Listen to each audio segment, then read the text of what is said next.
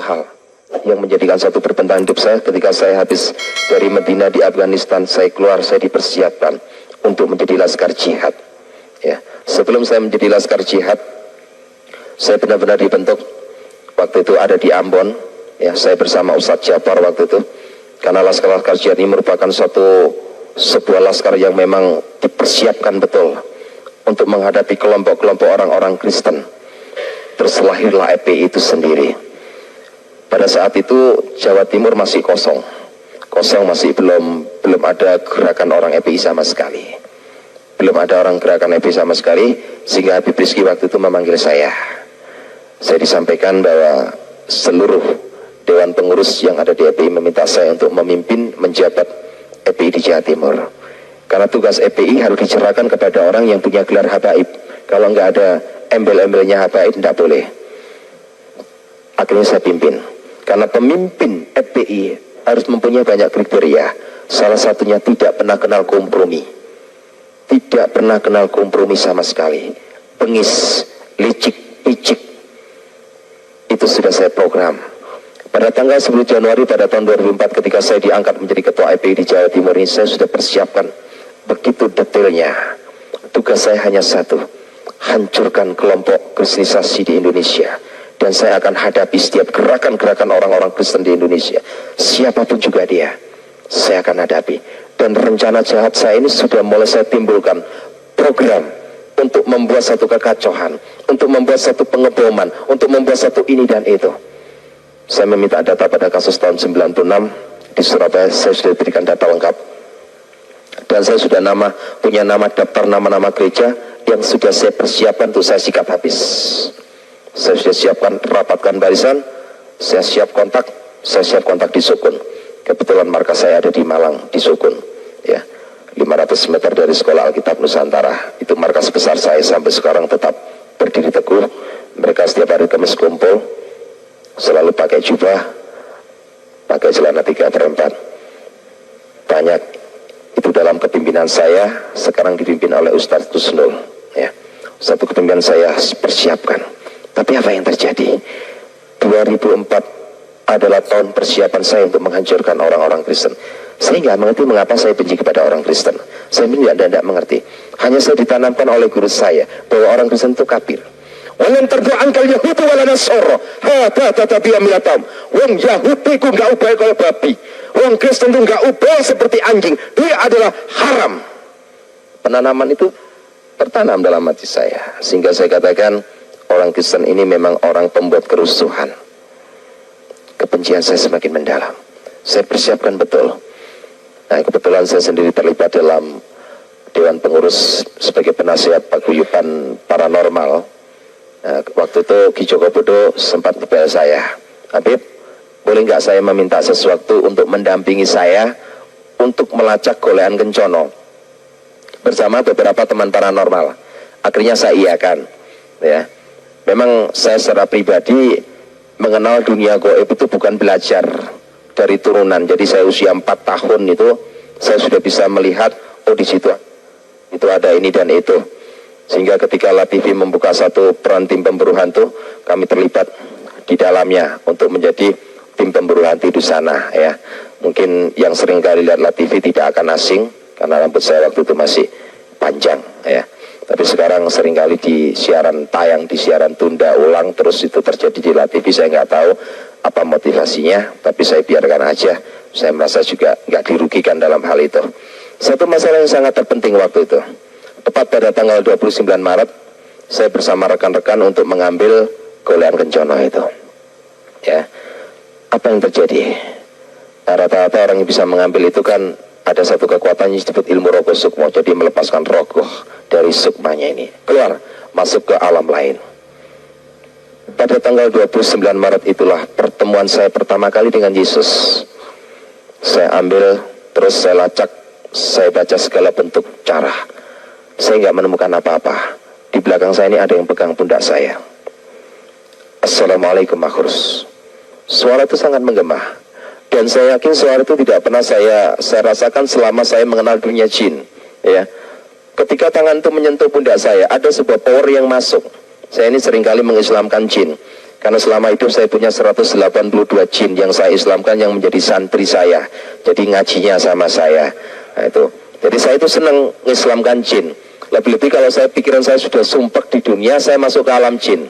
Karena alam jin itu cantik-cantik, beda dengan Gondoruo. Sebelum saya masuk ke alam gaib, itu yang namanya golean kencono itu sudah diseket. Gambarnya seperti demikian. Tapi di tangan orang itu saya tidak melihat gambar seperti golean kencono. Persis seperti roti. Ya, saya mulai berpikir, bukan itu yang saya cari. Dia tetap ngomong, ambil ini. Dia tetap ngotot. Saya hanya melihat tangan waktu itu. Tangan dan suara. Tangannya ini penuh dengan sinar yang saya tidak bisa logiskan. Saya tidak bisa menerima itu.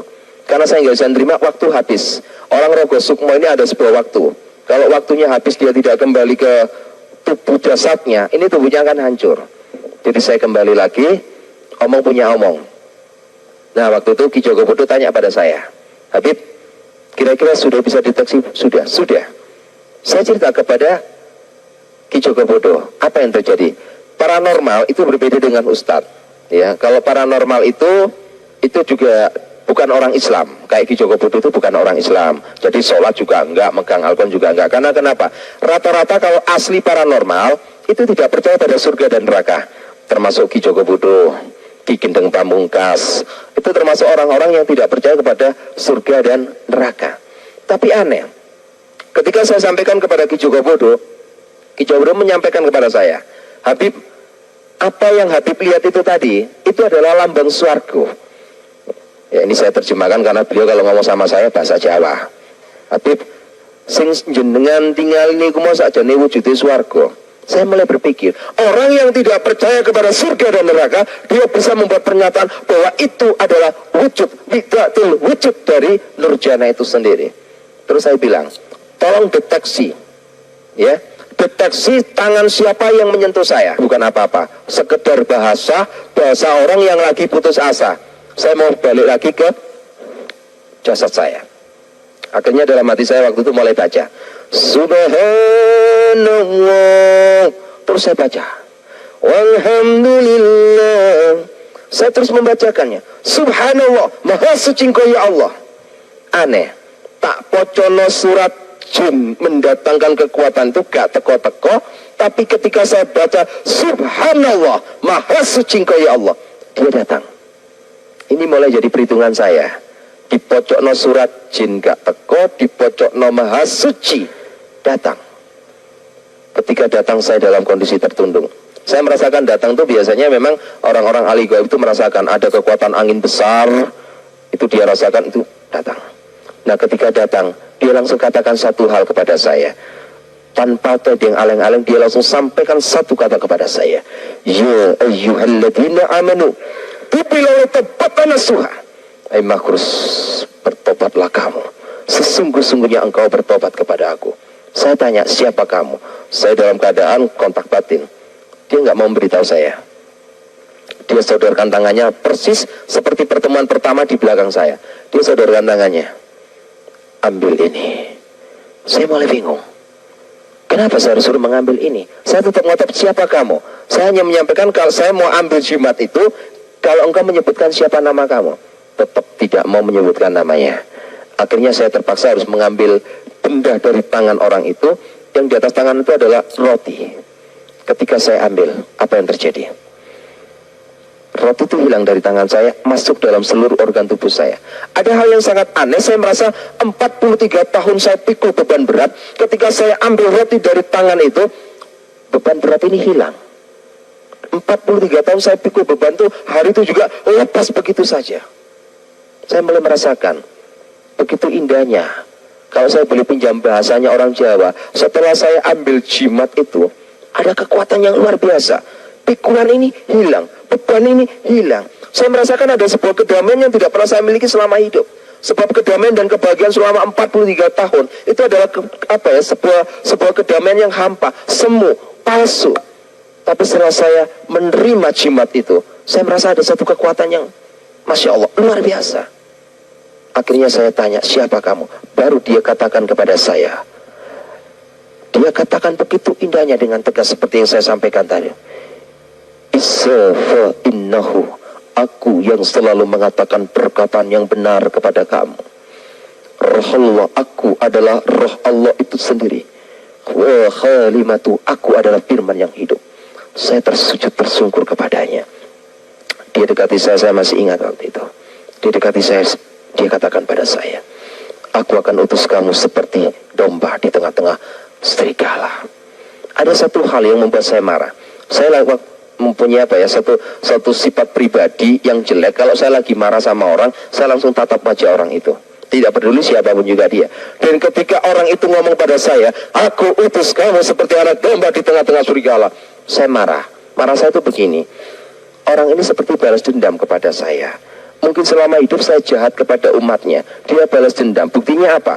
Buktinya dia pura-pura datang kepada saya diutus seperti anak domba di tengah-tengah serigala. Coba jenengan saged pikiraken, lek ono anake wedhus ditekek nangoni tengah-tengah serigala, niku pasti mati. Pikiran saya waktu itu juga gitu. Ini berarti balas dendam. Orang ini mau membunuh saya. Maksud saya itu, jangan dijadikan saya sebagai anak domba. Jadikan saya sebagai harimau, serigala, ataupun apapun yang saya siap hadapi serigala. Maksud saya itu begitu. Tetap dia katakan, aku mengutus kamu seperti anak domba di tengah-tengah serigala. Saya katakan, Tuhan, hati saya ini keras, Tuhan. Tapi Tuhan katakan dalam Yeskiel 36 ayat 26 jelas di sana kata, aku akan memberikan roh yang baru kepadamu. Aku akan memberikan hati yang baru kepadamu. Hati yang taat. Dan menjauhkan kamu dari hati yang keras. Saya mulai adem ayem marah hati saya. Mulai saya berpikir, terima kasih Tuhan. Saya mulai berpikir lagi, apa yang harus aku lakukan untuk menjalani sebuah kehidupan ini. Saya mulai berpikir, kita memang harus seperti anak domba. Anak domba di tengah-tengah serigala. Kita persiapkan hidup kita untuk menjadi laskar Kristus. Sehingga apa yang menjadi kejahatan saya, yang sudah saya program pada tahun 2004, Tuhan fatalkan. Akhirnya saya mau ambil keputusan, ikut Yesus. Apa yang terjadi? Saya tidak bisa diterima oleh istri sama 5 anak saya. Saya mulai datang door to door dari gereja ke gereja, meminta pandangan pendapat dari pendeta-pendeta. Setiap gereja yang saya masuki, isinya hanya satu, syudon. Tidak ada satupun gereja yang gak syudon kepada saya. Gak ada yang gereja kusnudon sama saya. Semuanya itu syudon. Ya. Satu pencurigaan yang berkelebihan. Gak mungkin ada orang FPI bertobat. Ini pura-pura mau menghancurkan orang Kristen dengan cara begini. Hati kecil saya mulai berbicara. Lek menghancurkan orang Kristen saya nggak perlu berpura-pura. Langsung saya datangi walaupun di siang bolong. Itu sifat saya. Saya bukan seseorang yang harus mendatangi orang di malam hari. Siang bolong pun tidak perlu Anda datang di tempat saya. Saya yang akan datang di tempat Anda. Jadi saya waktu itu menangis. Berangkat kemana-mana ditolak. Pulang di rumah istri saya cemberut saja. Coba bisa kita bayangkan. Suami teko pegel-pegel, bojo cemberut. Isine mangkel. Saya doa sama Tuhan. Tuhan Yesus, kalau Engkau memang memanggil hamba-Mu menjadi hamba yang benar, nyatakan kuasa-Mu Tuhan. Aku tidak perlu mendoakan oknum-oknum pendeta yang menolak aku. Biarlah itu adalah hak-Mu Tuhan. Tapi aku berdoa untuk istri sama 5 anakku. Nyatakan, kalau Engkau memang memanggil aku, nyatakan kuasa-Mu, Engkau akan memanggil istri sama 5 anakku. Tuhan buktikan. Walaupun saya terus datang pada istri sama akhirnya istri dan anak-anak saya bisa terima Yesus. Walaupun melalui proses yang begitu panjang. Akhirnya saya tawari dibaptis. Baptis saya, istri sama 2 anak saya berangkat dibaptis. Ketika saya pulang dari baptisan, apa yang terjadi? Pikiran istri saya, orang habis dibaptis itu ada damai, ada berkat, ada begini. Namanya orang masih awam. Apa yang terjadi? Rumah sudah hancur. Dihancurkan oleh orang-orang FPI. 3 anak saya masih kecil-kecil sampai debus di lemari. BRT sama RW tidak bisa berbuat apa-apa. Karena pasukan FPI hampir 2 truk turun lapangan. Rumah saya diobrak-abrik. Saya berlutut di hadapan Tuhan. Hampir 3 bulan saya mengalami peperangan. Setiap pagi saya harus kerja bakti. Sebab di depan rumah itu dibuang kotoran manusia. Setiap pagi saya bersama istri anak-anak saya kerja bakti. Terima kasih Tuhan. Akhirnya keluarga besar saya dari Bangkir memberikan satu Belden. Hari ini engkau keluar dari rumah itu tanpa membawa apa. Atau kamu kembali kepada habitatmu. Kalau tidak, out, keluar. Tepat jam 11 malam. Tidak ada negosiasi lagi. Saya bersama istri sama 5 anak saya keluar dari rumah Tanah Merah dengan sebuah tangisan. Tuhan, inikah jawabanmu? Saya nangis. Akhirnya saya dihadang oleh beberapa hamba Tuhan. Malam itu juga saya langsung ditaruh di sebuah rumah.